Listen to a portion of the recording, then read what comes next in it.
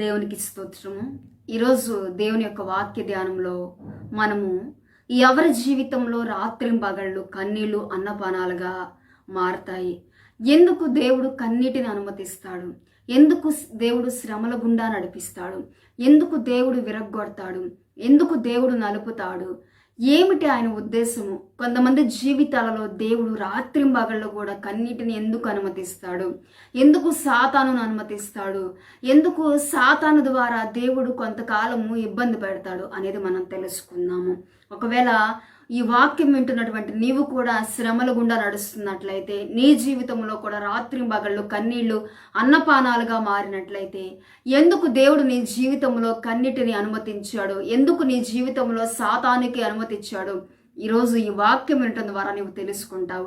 మరి జాగ్రత్తగా వినండి ప్రతి ఒక్కరు కూడా. ఈరోజు వాక్య ధ్యానంలో భాగంగా కీర్తనల గ్రంథము 42వ అధ్యాయము 3వ వచనం నుండి మనం వాక్యాన్ని ధ్యానం చేద్దాము. కొద్ది నిమిషాలు జాగ్రత్తగా మనము వాక్యాన్ని ధ్యానం చేద్దాము. వాక్యము ప్రతి ఒక్కరు కూడా చివరి వరకు వినండి. స్టార్టింగ్ వినేసి ఆపివేస్తే ఏ మాత్రం కూడా అర్థం కాదు. చివరి వరకు విన్నట్లయితే దేవుడు ఏ కోణంలో నీతో మాట్లాడుతున్నాడు, నీతో ఏం మాట్లాడాలని దేవుడు ఆశపడుతున్నాడు, నీకు ఏమి జవాబు ఇవ్వాలని దేవుడు నిర్ణయించుకున్నాడు అనేది నీకు అర్థమవుతుంది. నీ ప్రార్థనలకు నీవు అడుగుతున్న వాటికి జవాబు తెలియపరచబడుతుంది. కాబట్టి స్టార్టింగ్లో కానీ మిడిల్లో కానీ దయచేసి ఎవరు కూడా ఆపకండి, చివరి వరకు వినండి. ఈరోజు దేవుడు రాత్రింబగళ్ళు కన్నీటిని అనుమతించడం ద్వారా ఆయనకు ఉద్దేశం ఏంటనేది మనకు తెలియపరుస్తున్నాడు. మనము కీర్తనల గ్రంథము 42వ అధ్యాయము 3వ వచనాన్ని మనం గమనించినట్లయితే, ఇక్కడ నీ దేవుడు ఏమాయనని వారు నిత్యము నాతో అనుచుండగా రాత్రింబగళ్ళు నా కన్నీళ్లు నాకు అన్నపానములాయను అని రాయబడి ఉన్నది. ఈ మాట ఎవరంటున్నారు? మనం చూసినట్లయితే 42వ కీర్తన కోరాహు కుమారులు రచించినది అని దేవుని యొక్క పరిశుద్ధ గ్రంథము తెలియపరుస్తుంది. ఇక్కడ ఈ 42వ కీర్తన దేనిని గురించి మాట్లాడుతున్నది అంటే, దేవుని యొక్క సన్నిధికి దూరమైన వారు, దేవుని యొక్క సన్నిధికి దూరం అయిపోయి కలుగుతున్నటువంటి బాధను బట్టి, హృదయంలో ఉన్నటువంటి వేదనను బట్టి, హృదయంలో ఉన్నటువంటి భయంకరమైనటువంటి కృంగిపోయినటువంటి అనుభవంలో నుండి రాసినటువంటి కీర్తన. ఇక్కడ 42వ కీర్తనలో కోరాహు కుమారులు అంటున్నారు, దుప్పి నీటి వాగు కొరకు ఆశపడినట్లు నా ప్రాణం నీ కొరకు ఆశపడుతున్నదయ్యా, నా ప్రాణము నీ కొరకు తృష్ణగొనుతున్నదయ్యా. అయ్యా, నీ సన్నిధి చూడాలని జీవము గల దేవుని కొరకు నా ప్రాణము తృష్ణగొనుచున్నది. నేనెప్పుడు మరలా నీ సన్నిధిని వస్తాను, నేనెప్పుడు మరలా నీ సన్నిధిని కనబడతాను అని చెప్పి మొదటి వచనంలో 2వ వచనంలో వారి హృదయంలో ఉన్నటువంటి తృష్ణను తెలియపరుస్తున్నారు. అయితే 3వ వచనంలో వారిని కొంతమంది అడుగుతున్నారంట, నీ దేవుడు ఏమయ్యాడు అని చెప్పేసి అడుగుతున్నారంట. నిత్యము కూడా అడుగుతున్నారంట, ప్రతిరోజు కూడా అడుగుతున్నారంట. ఆ సమయంలో అలా అడగడం ద్వారా వారి జీవితంలో ప్రతిరోజు కూడా రాత్రింబగళ్ళు కన్నీళ్లు అన్నపానాలుగా మారిపోయాయంట. వారిని వేదన ఆలుముక్కున్నది, వారిని హృదయము కృంగుబాటులోకి నడిపించేసింది, వారిని చింత ఆవరించేసింది. ఈ ప్రతి ఒక్కళ్ళు కూడా అడుగుతున్నారు, నీ దేవుడు ఏమయ్యాడని. వారి పరిస్థితిని బట్టి, వారి దేవుని సన్నిధి దూరం అయిపోవడాన్ని బట్టి, వారి యొక్క స్థితిగతులను బట్టి, వారి జీవితంలో సంభవించిన దాన్ని బట్టి, వారి జీవితంలో ఉన్నటువంటి దుఃఖాన్ని బట్టి, వారి జీవితంలో ఉన్నటువంటి భయంకరమైనటువంటి పరిస్థితులను బట్టి ప్రతి ఒక్కరు కూడా నువ్వు ఆరాధించిన దేవుడు ఏమయ్యాడు, నీవు నమ్ముకున్న దేవుడు ఏమయ్యాడు, నీవు పూజిస్తున్నటువంటి దేవుడు ఏమయ్యాడు అని ప్రశ్నిస్తుంటే వారికి కన్నీళ్లే అన్నపానాలుగా మిగిలిపోయాయంట. నీ జీవితంలో కూడా, నా జీవితంలో కూడా అనుకోని పరిస్థితులు వచ్చాయి. దీవెన ఆశీర్వాదం లేదు. కుటుంబ పరిస్థితులు బాగోనప్పుడు అనేక మంది ప్రశ్నిస్తూ ఉంటారు.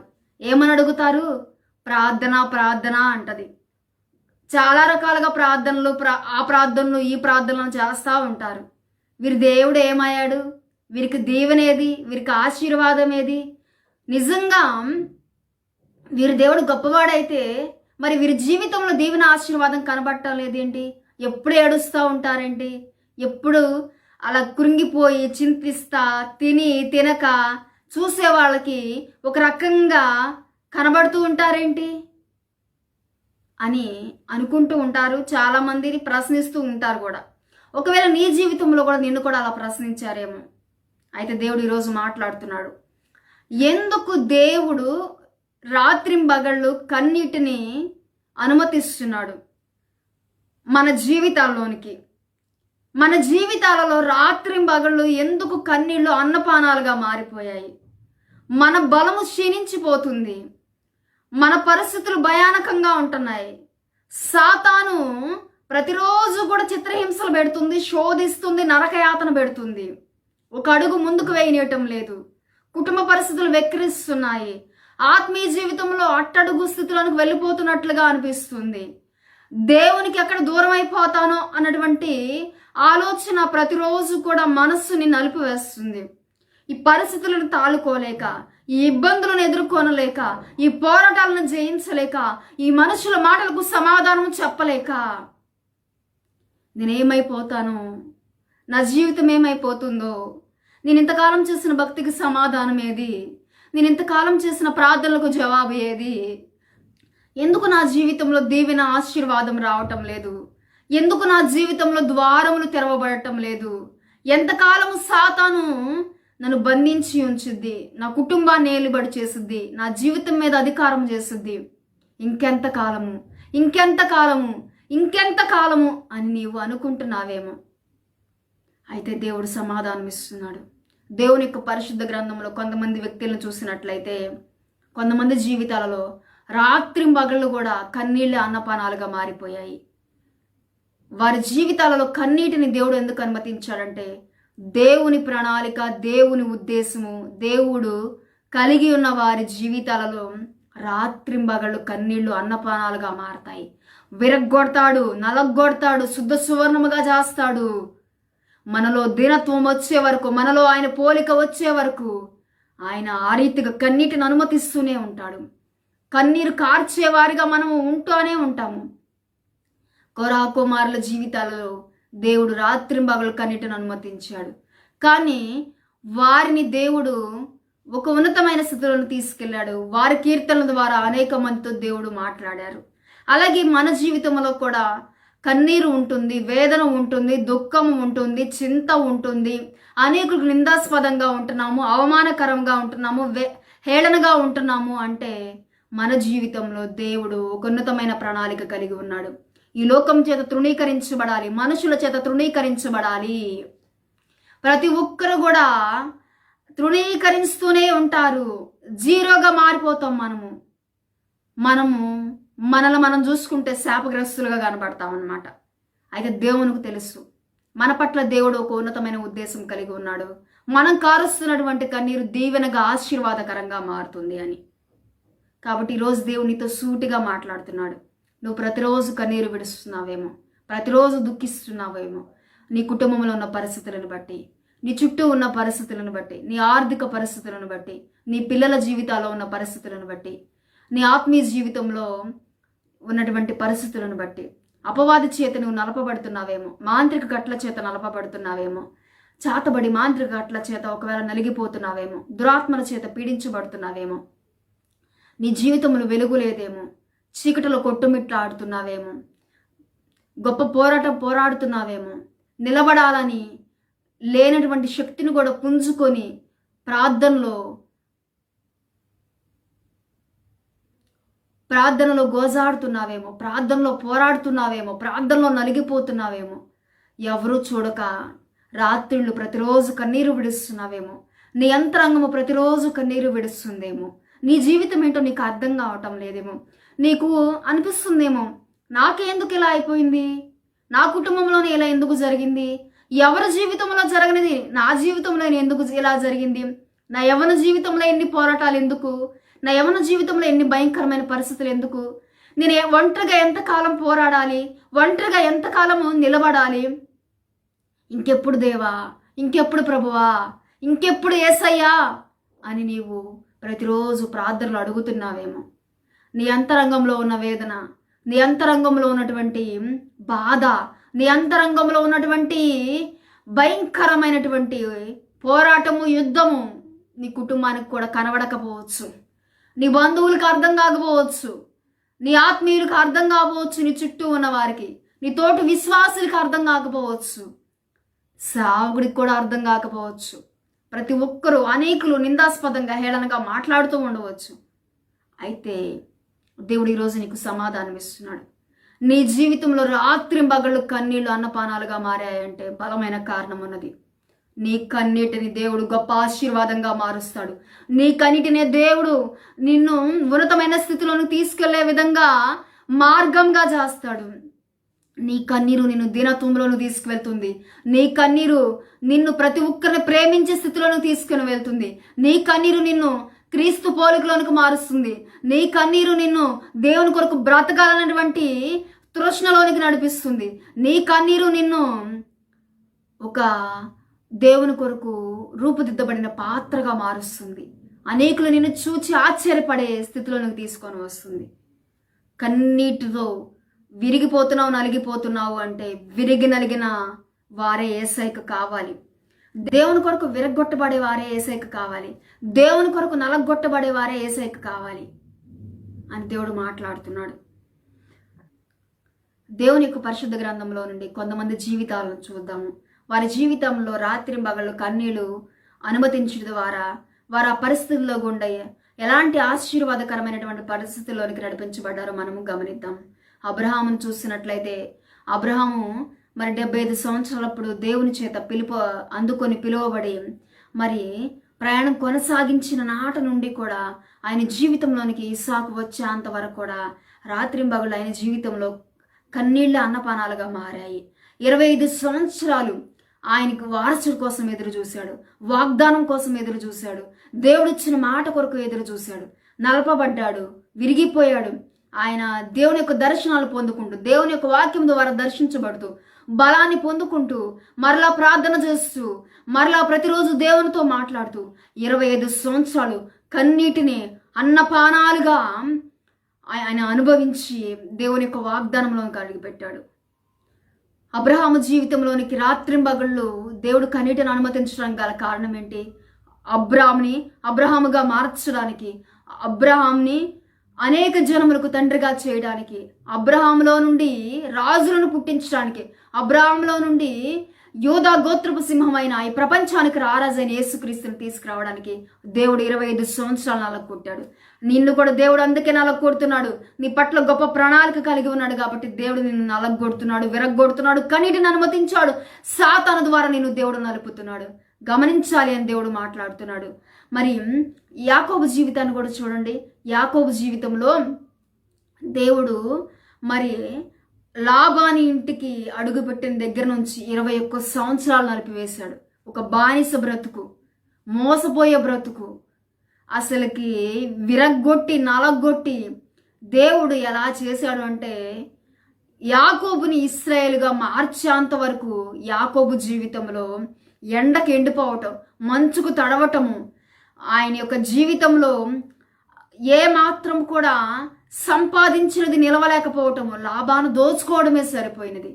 కానీ దేవుడు యాకోబుని ఇశ్రాయేలుగా మార్చడం కోసమే యాకోబు జీవితంలో 21 సంవత్సరాలు నలగొట్టాడు, విరగ్గొట్టాడు, రాత్రింబగళ్ళు కన్నీటిని అనుమతించాడు, బాధ పెట్టాడు.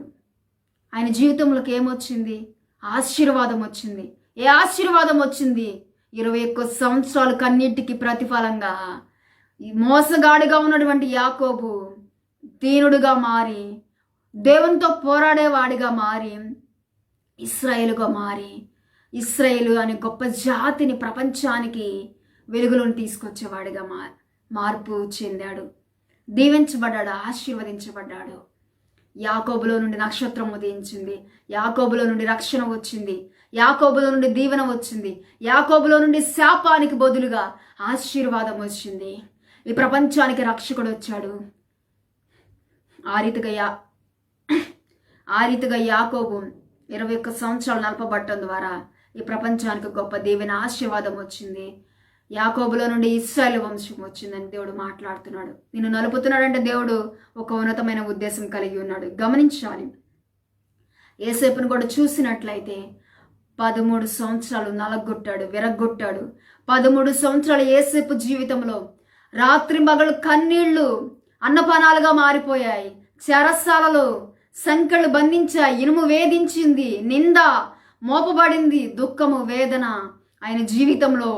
ఎందుకు నాకు ఈ పరిస్థితి? నా కలలు ఏమయ్యాయి? నా దర్శనం ఏమైపోయింది? నా కుటుంబాన్ని ఎందుకు దూరం అయిపోయాను నేను?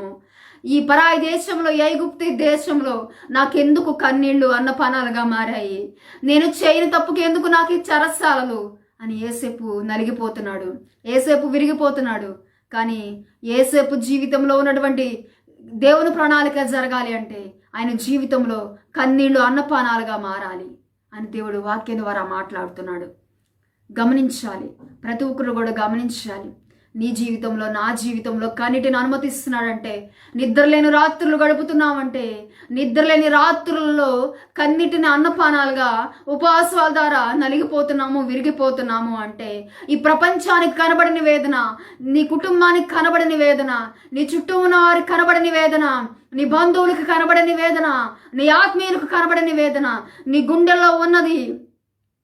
అయినప్పటికీ కూడా నీవు ధైర్యంగా నిలబడి దేవుని బ్రతిమాలుతున్నావు అంటే నువ్వు దేవుని ప్రణాళికలో ఉన్నావు, దేవుని ఉద్దేశంలో ఉన్నావు, దేవుని మార్గాల్లో నడుస్తున్నావు.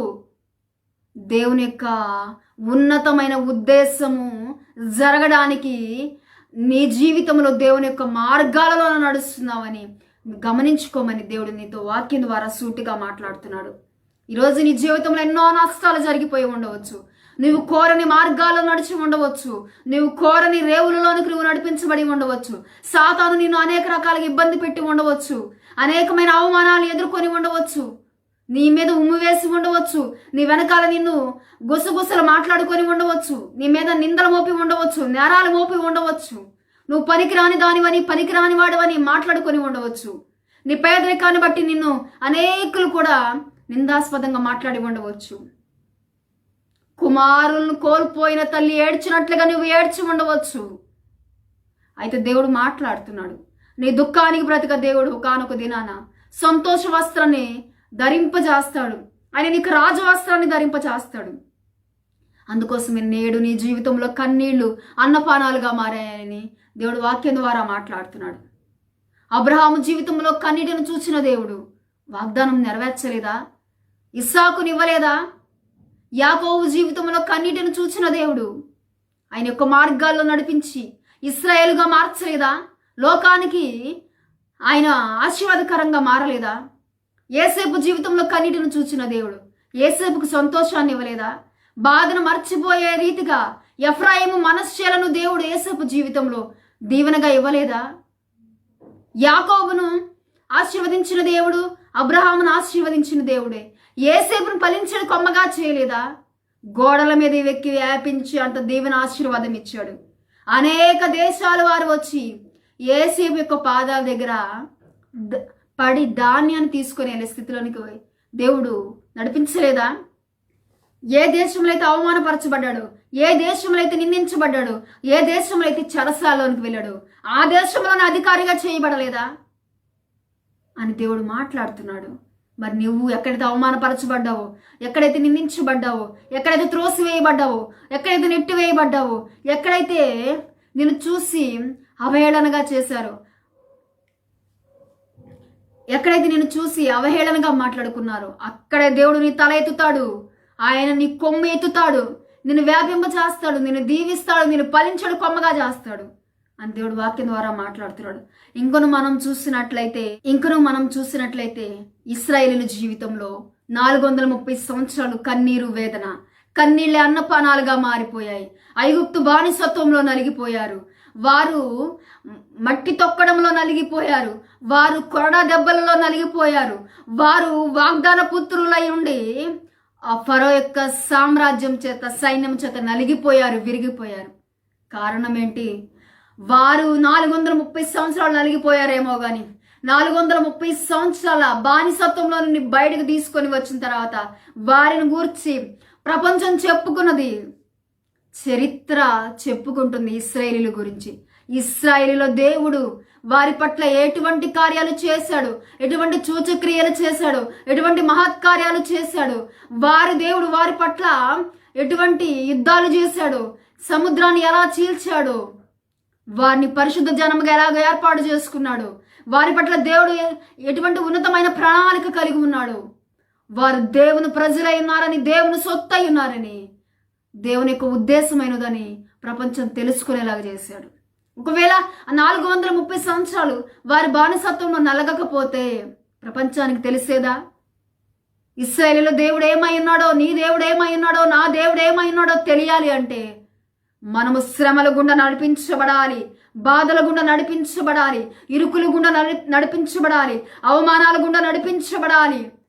మన జీవితాల్లోనికి యుద్ధాలు వస్తాయి, పోరాటాలు వస్తాయి, అనేకమైనటువంటి పరిస్థితులు, ఊహించిన పరిస్థితులు వస్తాయి. అయిన వారే, చుట్టూ ఉన్నవారే మోసం చేసేటువంటి పరిస్థితులు కూడా వస్తాయి. అప్పుడు కూడా నీ గుండె చెదరకూడదు, నువ్వు కలవరపడకూడదు. నీ పట్ల దేవుడు ఉన్నతమైన ఉద్దేశం కలిగి ఉన్నాడని, నీవు ఒంటరివి కావని, నీవు బలమైనటువంటి దేవుని యొక్క సైన్యమని నీ హృదయంలో గుర్తు పెట్టుకొని నీవు ముందుకు నడవాలి, పోరాడాలి, ప్రార్థనలో నిలబడాలి, దేవుని కొరకు నీవు నిలబడాలని దేవుని యొక్క వాక్యం నీతో సూటిగా మాట్లాడుతున్నది. అలాగే మోషే జీవితంలో కూడా మరి ఫరో కుమారుడుగా 40 సంవత్సరాలు పెరిగాడు. తర్వాత 40 సంవత్సరాలు రాత్రి పగలు కన్నీళ్లు అన్నపానాలుగా మారిపోయాయి. మిద్యాను దేశంలో సొంత ప్రజలకు దూరం అయిపోయి భయంకరంగా భయం చేత వణుకుతో 40 సంవత్సరాలు నలగొట్టబడ్డాడు. దేవుడు మోషేకి 80 సంవత్సరాలు వచ్చిన తర్వాత తిరిగి మరలా ఐగుప్తు రాజ్యంలోనికి పిలిచి, ఇశ్రాయేలును విడిపించడానికి నేను నాయకుడిగా ఎన్నుకున్నాను, నువ్వు నా పాత్రవి, నా ఆయుధానివి, నా కొరకు నిలబడాలి. నువ్వు నత్తివాడవైనప్పటికీ, నోటి మాంద్యం గలవాడవైనప్పటికీ, నువ్వు ఒక అంతకుడు అయినప్పటికీ, నేను తల్లి గర్భంలోనే నిన్ను ఏర్పాటు చేసుకున్నాను.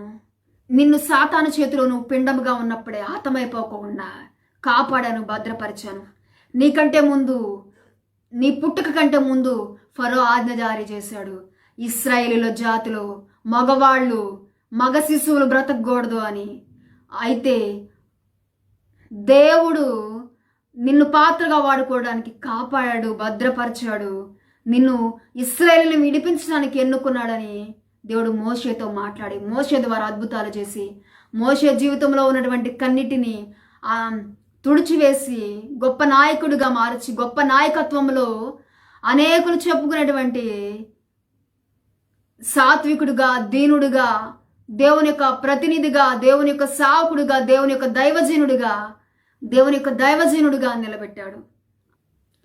మోషే జీవితంలో ఉన్నటువంటి కన్నిటిని దేవుడు తుడవలేదా? మోషేను గొప్ప నాయకుడిగా మార్చలేదా? మోషే పట్ల కలిగి ఉన్న ఉద్దేశాన్ని, ప్రణాళికని దేవుడు నెరవేర్చలేదా? అలాగే నీ జీవితంలో కూడా నీ కన్నిటిని దేవుడు తుడుస్తాడు, నీ పట్ల కలిగి ఉన్న ఉద్దేశాన్ని నెరవేరుస్తాడు, నీ పట్ల కలిగి ఉన్న ప్రణాళిక నెరవేరుస్తాడు. ఇంకా చెప్పుకుంటూ పోతే రూతు జీవితంలో కూడా ఉన్నటువంటి కన్నిటిని దేవుడు తుడవలేదా? భర్తను కోల్పోయి ఎదవరాలిగా మారిపోయినటువంటి రూతుని ఇశ్రాయేలు వంశంలోనికి చేర్చలేదా? బోయాజ్తో వివాహాన్ని జరిగించలేదా? బోయాజ్తో అంటుకట్టలేదా? రూతులో నుండి దేవుడు ప్రభువైన యేసుక్రీస్తు వారిని తీసుకొని రాలేదా?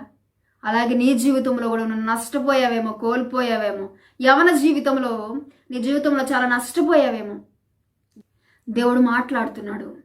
రూతును ఆశీర్వాదకరంగా మార్చిన దేవుడు నిన్ను కూడా ఆశీర్వాదకరంగా మారుస్తాడు. రూతును బోయాజు పొలంలోకి నడిపించిన దేవుడు నిన్ను కూడా బోయాజు పొలంలోకి నడిపిస్తాడు. రూతు జీవితంలో ఉన్న శాపాన్ని కొట్టివేసిన దేవుడు నీ జీవితంలో ఉన్న శాపాన్ని కూడా కొట్టివేస్తాడు. అలాగే ఇంకా మనం గమనించినట్లయితే ఏబు జీవితాన్ని కూడా చూసినట్లయితే ఏబు సమస్తాన్ని కోల్పోయాడు, సంపదను కోల్పోయాడు, బిడ్డలను కోల్పోయాడు.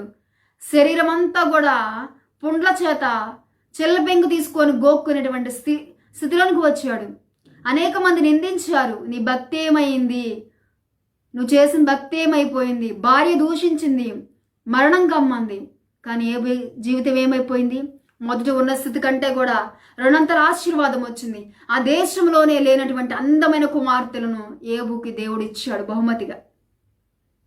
నీ జీవితంలో కూడా ఒకవేళ సమస్తాన్ని కోల్పోయి రోగాల చేత బాధపడుతున్నావేమో, నిన్ను చూచి చీచీ అంటున్నారేమో, నిన్ను చూచి తలలో ఊస్తున్నారేమో, లేకపోతే నీ భక్తిని నిందిస్తున్నారేమో, లేకపోతే నీ హృదయాన్ని గాయపరుస్తున్నారేమో. అయితే నువ్వు పోగొట్టుకున్న దానికి రెండంతల ఆశీర్వాదాన్ని దేవుడు నీకు ఇస్తాడు. ఓపిక కలిగి ఉండు, నిరీక్షణ కలిగి ఉండు, విశ్వాసం కలిగి ఉండు, స్తుతిస్తానే ఉండు. నీ దేవుడు నిన్ను నిందలలోని అవమానాల్లోని ఉంచే దేవుడు కాదు, నిన్ను కన్నిటిలోని ఉంచే దేవుడు కాదు, శాపంలోని ఉంచే దేవుడు కాదు, అవమానాల్లోనూ ఉంచే దేవుడు కాదు. కన్నిటిని తుడిచే దేవుడు, శాపాన్ని తొలగించే దేవుడు, ఆశీర్వాదాన్ని ఇచ్చే దేవుడు. కాబట్టి దేవుడు ఈరోజు వాక్య ద్వారా మాట్లాడుతున్నాడు. ఎవరి జీవితాలలో కన్నీటిని దేవుడు అనుమతిస్తాడు అంటే, దేవుడు ప్రణాళిక ఉద్దేశం ఉన్న వారి జీవితాలలో దేవుడు కన్నీటిని అనుమతిస్తాడు.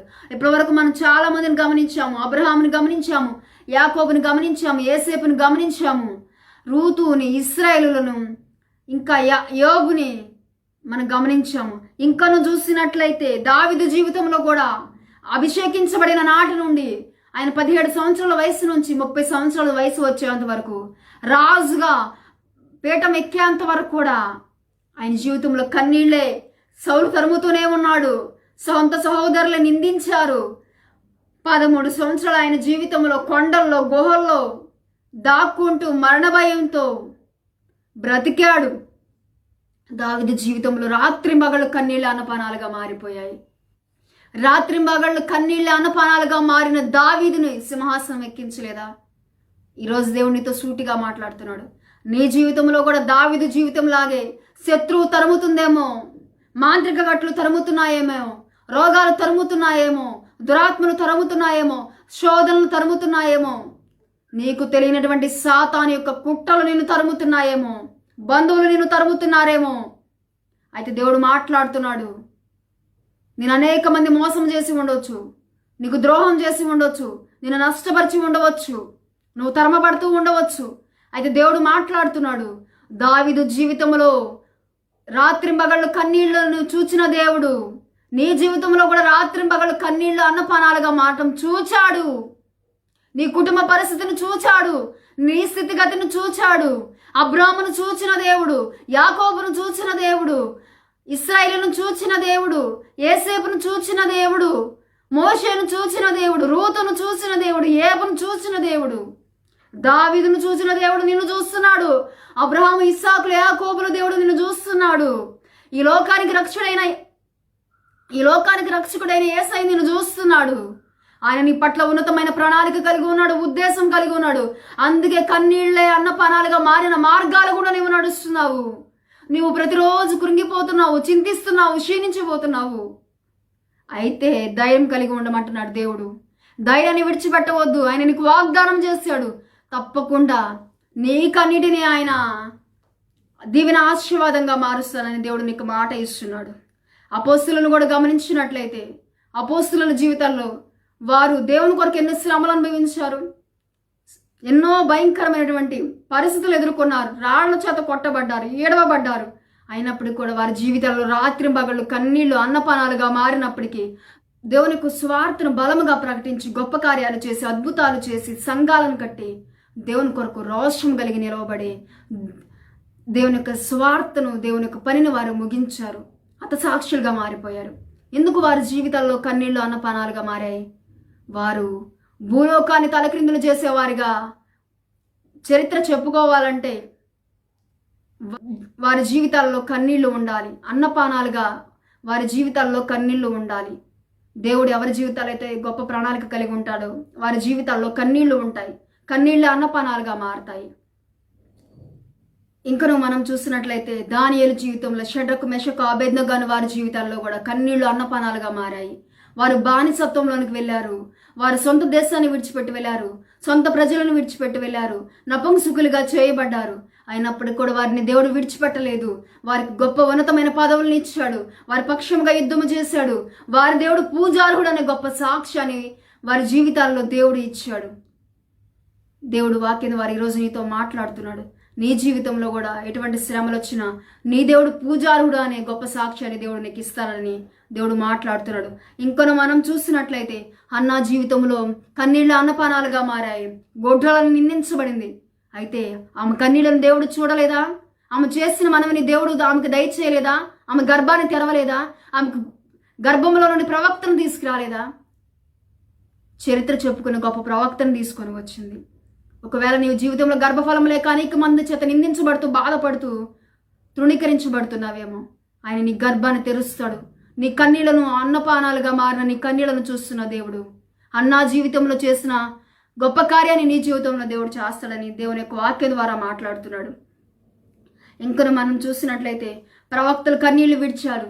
అనేక మంది ప్రవక్తలు, ఇర్మియా ప్రవక్త, యెషయా ప్రవక్త, ఇంకా హబకుకు ప్రవక్త, జఫన్యా ప్రవక్త, ఇంకా చాలా మంది కూడా కన్నీళ్లు విడిచారు.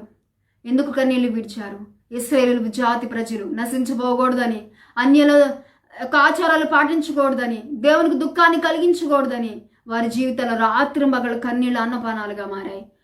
అయితే ప్రవక్తల జీవితాలలో దేవుడు ఎందుకు కన్నీటిని అనుమతించాడు అంటే, దేవుని ప్రజల కొరకు వారి రక్షణార్థమే వారు కన్నీళ్లు విరిచే వారిగా ఉండాలని, వారు దుఃఖించాలి అని, వారి దేవుని యొక్క పాత్రలని, దేవుడు వారి పట్ల కలిగి ఉన్న ప్రణాళిక ఉద్దేశం ఏంటంటే వారు దేవుని ప్రజల కొరకు నిలవబడాలి, దేవుని ప్రజలని దేవుని యొక్క మార్గాలను నడిపించాలి, దేవుని ప్రజల కొరకు ప్రార్థించాలి, దేవుని ప్రజల కొరకు వారు నిలబడాలి, వ్యాజ్యమాడాలి అని దేవుని ప్రజల పక్షంగా ప్రకటించే వారిగా ఉండాలని వారి జీవితాల్లో వారిని కన్నీటి ప్రవక్తలుగా దేవుడు తీర్చాడు.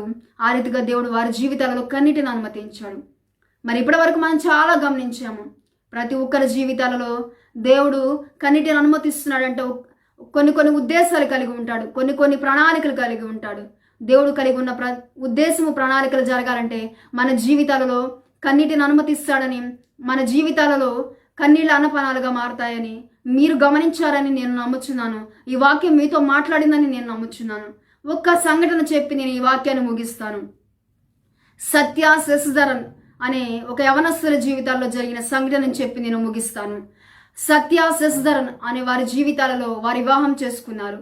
అయితే శశిధరన్ యొక్క తల్లి గారికి సత్య అనే స్త్రీని వివాహం చేసుకోవడం ఇష్టం లేదు. వారి జీవితంలో వారి వివాహం చేసుకున్న తర్వాత మరి సత్యకి ప్రెగ్నెన్సీ వచ్చిన తర్వాత తన తల్లి గారికి ఇష్టం లేక ఏం చేస్తూ ఉండేదంటే సత్యకి చేతబడులు చేయించడం ఆమె ప్రారంభించింది అనమాట. 3వ నెల రావటము, గర్భస్రావం అవటం జరుగుతూ ఉండేది. కుమారుడు వెళ్ళి అమ్మా మరి నా భార్య గర్భవతిగా అయింది అని చెప్పిన వెంటనే ఆమె కేరళ ప్రాంతానికి వెళ్ళి మరి కొంత ధనాన్ని ఇచ్చి కోడలికి మంత్రప్రయోగాలు చేయించటము, చేతబడులు చేయించటము చేసేది. ఆ రీతిగా వారి జీవితాల్లో కొన్ని సంవత్సరాలు కన్నీళ్లు అన్నపానాలుగా మారాయి.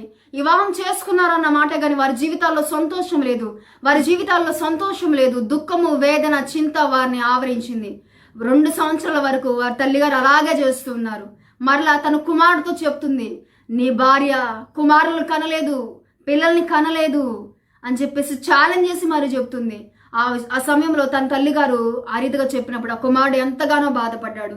చివరికి మరి ఇల్లు కలిసి రావడం లేదేమని ఇల్లు మారుతూ ఉండేవాళ్ళు. అయినప్పుడు కూడా వారి జీవితాల్లో కార్యం జరగలేదు. అయితే వారి కన్నీళ్లను చూసిన దేవుడు వారి జీవితంలో ఒక ద్వారాన్ని తెరిచాడు. ఏంటంటే ఆ ద్వారము వారు ఇలాగ ఇల్లు మారుతున్నప్పుడు దేవుని ఎరిగినటువంటి ఒక విశ్వాస గృహంలోనికి వారు రెంట్కి రావడం జరిగింది. అయితే వారి యొక్క బాధను పంచుకున్నప్పుడు ఆ విశ్వాసి ఒక గొప్ప దైవజనుడి దగ్గరికి, వారి ఆత్మీయ తండ్రి గారి దగ్గర తీసుకొని వెళ్ళినప్పుడు వారి పరిస్థితిని బట్టి ఆ గొప్ప దైవజనుడు ప్రార్థన చేశాడు. వారి జీవితాల్లో ఉన్నటువంటి కన్నీళ్లు తొలగిపోయే విధంగా దేవుడు చేశాడు. వారి జీవితాల్లో ఉన్నటువంటి కన్నీటిని దేవుడు తుడిచివేశాడు. ఆ దైవజనుడి దగ్గరికి వచ్చిన తర్వాత ఆ దైవజనుడు ప్రార్థించడం ద్వారా, ఆ దైవజనుడి యొక్క ప్రార్థన ద్వారా దేవుడు దైవజనుడి యొక్క ప్రార్థన విని ఆ సత్య శశిధరన్ ఆ యవనస్తుల జీవితాల్లో ఉన్నటువంటి 3 సంవత్సరాలుగా ఉన్నటువంటి కన్నీటిని దేవుడు నాట్యంగా మార్చాడు. సత్య యొక్క గర్భాన్ని తెరిచాడు. మరి శశిధరన్ తల్లిగారు ఎన్ని ప్రయోగాలు చేసినప్పటికీ, ఎంత దాన్ని హెచ్చించి ఎన్ని మాంత్రిక ప్రయోగాలు చేసినప్పటికీ కూడా 9 నెలలు గడిచేంత వరకు కూడా ఏ మంత్ర ప్రయోగం కూడా సత్య మీద పనిచేయలేదు. దేవుని యొక్క ప్రార్థనా శక్తి బలమైన కోటగా నిలబడింది. వారి జీవితాల్లో ఉన్నటువంటి కన్నీళ్లను దేవుడు తొలగించి దేవుడు గొప్ప కార్యాన్ని చేశాడంట. ఒకవేళ నీ జీవితంలో కూడా ఇలాగే నలిగిపోతున్నావేమో, ఇలాగే విరిగిపోతున్నావేమో, ఒకవేళ దేవుని ఎరుగక నీ జీవితంలో కన్నీటిని భరిస్తున్నావేమో, కన్నీళ్లుగా నీ జీవితం మారిపోయిందేమో, అయితే దేవుడు ఈరోజు వాక్యం ద్వారా మాట్లాడుతున్నాడు. ఎవరి జీవితాల్లో రాత్రి మగళ్ళు కన్నీళ్లు అన్నపానాలుగా మారుతాయి అంటే, మొదటిగా దేవుడు ప్రణాళిక ఉద్దేశం కలిగి ఉన్న వారి జీవితాల్లో దేవుడు కన్నీటిని అనుమతిస్తాడు, విరగ్గొడతాడు, నలగొడతాడు. రెండవదిగా నువ్వు లోక సంబంధిగా లోకానుసారం జీవితం జీవిస్తూ అనేక మంది చేతుల్లో మోసపోయి నష్టపోయి ఒకవేళ దుఃఖిస్తున్నావేమో, ఏడుస్తున్నావేమో. అయితే నీ జీవితంలో ఉన్నటువంటి కన్నీళ్లు తొలగిపోవాలంటే, నీకు దీవెన ఆశీర్వాదం రావాలంటే, నీకు నెమ్మది రావాలంటే, నీకు మనశ్శాంతి రావాలంటే, నీకు సంతోషం రావాలంటే, నీ దుఃఖము తొలగిపోవాలంటే, నీ కన్నీటిని తుడిచే యేసయ్య అనే రక్షకుడు ఎందుకు రావాలి. ఆయన నీ కన్నీటిని తుడుస్తాడు. ఆయన మన కోసం మహారోధన చేశాడు. ఈ భూమి మీద నరావతారిగా జీవించినంతకాలం కూడా కన్నీళ్లతోనూ